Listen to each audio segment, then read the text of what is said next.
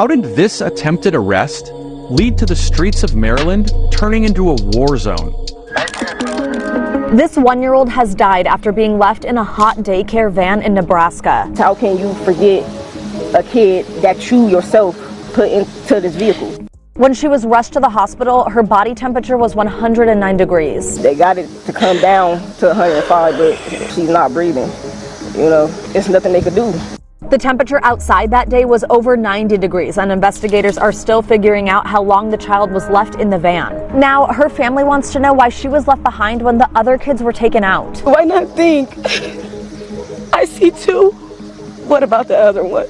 Prosecutors have charged the van driver with a felony count of child negligence resulting in death. Court docs say he told investigators that he was distracted by another child and forgot about her.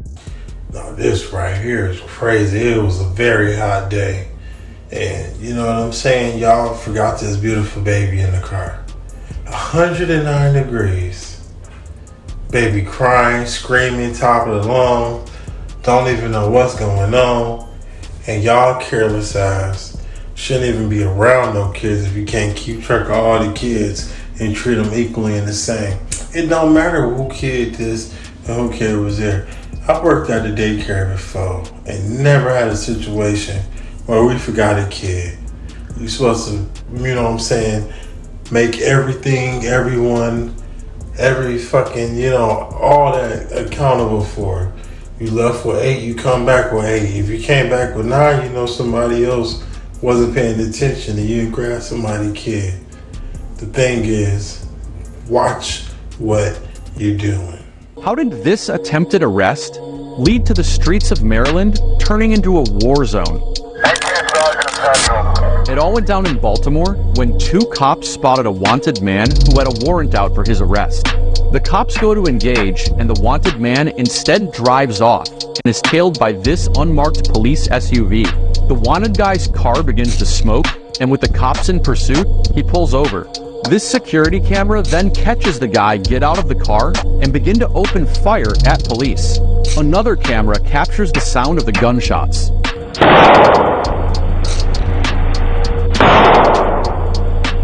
The wanted man then runs away as officers pursue on foot. Somebody get my truck.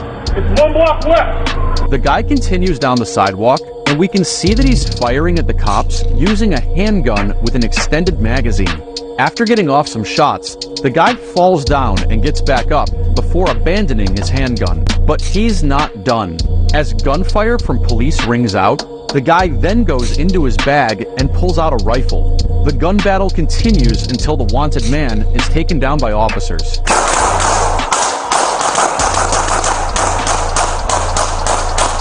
The 40-year-old suspect was killed in the exchange. This all went down back in late June, but this footage was just released. On the scene, cops didn't just find 2 firearms on the gunman. He had a total of 4 loaded weapons. Maryland is only one of 14 states, plus Washington, D.C., that restricts high-capacity ammunition magazines. But as laid out in Baltimore Magazine's 2020 report, The Iron Pipeline, out-of-state traffickers funnel high-capacity weaponry into Maryland from other states with looser gun laws. Anti-gun violence advocates, like the Giffords Law Center, say high-capacity ammunition cartridges significantly contribute to crime nationwide and produce higher death tolls. As recently as January, Democratic House members have reintroduced gun safety legislation known as the Keep Americans Safe Act, which is supported by anti-gun violence groups like the Brady Campaign, Everytown, March for Our Lives, and the Sandy Hook Promise. This legislation would ban the sale, manufacturing, and possession of gun magazines that hold over 10 rounds of ammunition. Across the board, Republicans are opposed to any sort of legislation that would restrict access to guns and ammunition based on their interpretation of the Second Amendment. Man, shout out to my man Greg over at Crime Line for this content. And that's just sad that, you know what I'm saying, this lunatic had that. Do you see that shit?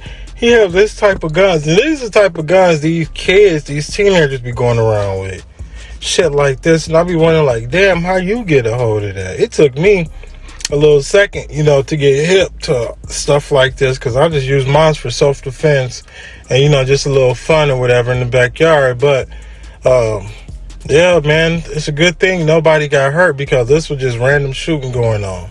So y'all be safe out there. This story out of Pennsylvania is tragic.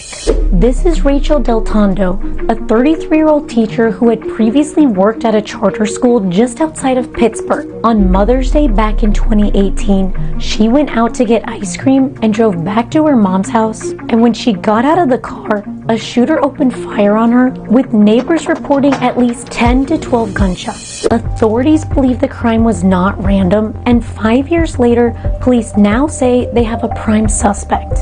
Rachel had been engaged to a 36-year-old businessman, but one late night back in 2016, police had come across Rachel in a steamy car with a different person, 17-year-old Sheldon Jeter Jr., her former student. Prosecutors now believe Sheldon is the person who pulled the trigger, citing surveillance footage, GPS data, and a pattern of stalking behavior. But the district attorney says they lack evidence to place Sheldon directly at the scene of the crime and has asked the public to bring forward any information that can help them press charges. Sheldon, now in his 20s, is already in jail serving a life sentence for the murder of his friend. We'll update you here with any other developments.